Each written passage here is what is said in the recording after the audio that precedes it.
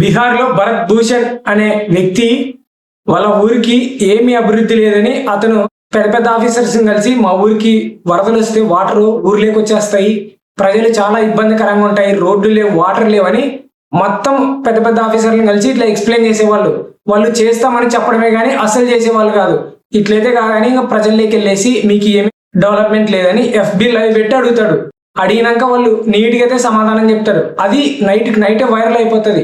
Viral అయిపోయిన తర్వాత అతనికి భరత్ భూషణ్ ఇంటికి మరుసటి రోజు పోలీసులు అయితే వచ్చేస్తారు. పోలీసులు వచ్చేసి నువ్వు ఎందుకు లైవ్ పెట్టావు, ఎందుకు అడుగుతున్నావు ఇట్లా ప్రజల్లోకి వెళ్ళేసి అని పోలీసులు అతన్ని విచారిస్తారు. ఇంట్లోనే కూర్చొని విచారించే క్రమంలో అతన్ని ఇంటి చుట్టూ మొత్తం పోలీసులు అయితే రౌండప్ చేసేస్తారు. రౌండప్ చేసేటప్పుడే అతనికైతే అర్థమవుతుంది, నాతో ఒక పోలీస్ మాట్లాడుతున్నాడు, వీళ్ళెందుకు వచ్చినారు అని అతనికి మొత్తం అర్థమైపోతుంది.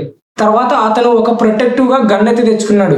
గన్ను తెచ్చుకొని బెదిరిస్తూ ఉండగానే అతను ఇంకా అందరూ గన్నులు అయితే ఫైర్ చేయడానికి అయితే స్టార్ట్ చేసి పెట్టుకున్నారు ముందే. ఇంకా అతను ఇట్లయితే పై ఆఫీసర్స్ నుంచి ఫోన్ రాగాను వాళ్ళైతే వెనక్కి అయితే వెళ్ళిపోతారు. వెనక్కి వెళ్ళిపోయినాక మరుసటి రోజు అతను సిటీకి బయలుదేరే క్రమంలో ఎవరో చిన్న ఇన్ఫర్మేషన్ ఇవ్వడంతో అతన్ని దారిలో నిలబెట్టేసి అవతల పోలీసులు యువతల పోలీసులు రౌండప్ చేసి గన్నులు పట్టుకొని అతనైతే బెదిరించడం అయితే జరుగుతుంది. నీతో ఉండే గన్ ఇచ్చేసి అంటే అతను ప్రొటెక్టివ్ గా గన్ అయితే పోలీసులు వాళ్ళ మీదకి ఫైర్ చేయడానికి రెడీగా ఉన్నాడు. ఎందుకంటే వాళ్ళు ఇంకా నాకు అర్థమైపోయింది, వీళ్ళు నన్ను రౌండప్ చేసేసారు, ఇంకా నన్ను చచ్చిపోతానని నాకు అర్థమైపోయిందని అతను ఎఫ్బి లైవ్ పెట్టి ఆ పోలీసుల సైడ్ గన్ అయితే విసురుతాడు. విసిరిన తర్వాత అతన్ని అయితే అరెస్ట్ చేస్తారు. అరెస్ట్ చేసి తీసుకొని వెళ్లే క్రమంలో అతన్ని కాల్చి చంపేస్తారు. ఇది మొత్తం విచారించి అతను భరత్ భూషణ్ ఎలా చచ్చిపోయాడని పై ఆఫీసర్స్ అడగగా అక్కడ ఉన్న పోలీసులు వాళ్ళు ఏం చెప్పారంటే, మేము తీసుకుని వెళ్ళేటప్పుడు అతను తప్పించుకోవడానికి ప్రయత్నించాడు, పొలాల మధ్యలోకి ఉరికేటప్పుడు మేము కాల్ చేసామంటే, మీరు కాల్చాలంటే చేతులకి కాళ్ళకి కాల్చాలి కానీ మీరు అట్లా చంపేలాగా ఎలా కాలుస్తారు అని చెప్పారు అనమాట. మినిమం 1 bullet మాత్రమే వాడాలి, రైట్ లెగ్ కానీ లెఫ్ట్ లెగ్ కానీ మాత్రమే కాల్చాలని అక్కడ ఉండే ఆఫీసర్స్ వాళ్ళు అడగగా పోలీసులు ఏమి సమాధానం అయితే చెప్పేవాళ్ళు అయితే ఇట్లయితే కాదని పోలీసు వాళ్ళని అయితే సస్పెండ్ చేశారు.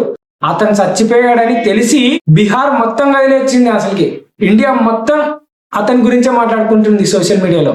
ఎవరైనా కానీ గ్రామ అభివృద్ధి కోసం పోరాడే వాళ్ళకి అస్సలు సపోర్ట్ చేయరు. ఇప్పుడున్న యువత ఏమి డెవలప్మెంట్ లేదు, మా ఊరికి రోడ్లు లేవు, వాటర్ లేవు అని ఇబ్బంది పడి వాళ్ళు పై ఆఫీసర్స్ కి చెప్పుకుంటే పొలిటికల్ నుంచి ఇట్లా బెదిరింపు కాల్స్ అయితే వస్తాయి అనమాట. మీ ఊరిని మీరు మంచిగా పెట్టుకునండి, ఫ్యామిలీస్ కి బెదిరింపు కాల్స్ అయితే వస్తాయి. ప్రతి ఒక్క గ్రామాల్లో ఇట్లాంటివి ఉన్నాయి. కానీ యూత్ కు మాత్రం అస్సలు సపోర్ట్ చేయరు ఇట్లాంటివి అవినీతి ముందు పెట్టేటప్పుడు. ప్లీజ్ నేను ఒక్కటే చెప్తున్నా, యూత్ కి మీరు సపోర్ట్ చేయండి.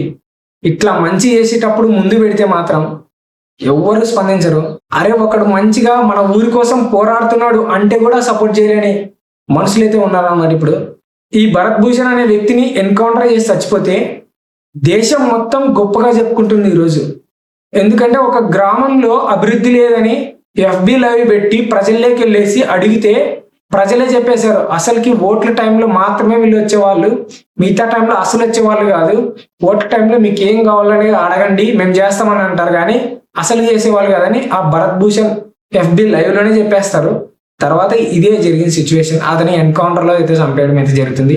ఇట్లా మంచి విషయంతో మనం పోరాడే వాళ్ళకి మాత్రం అస్సలు సపోర్ట్ చేయము.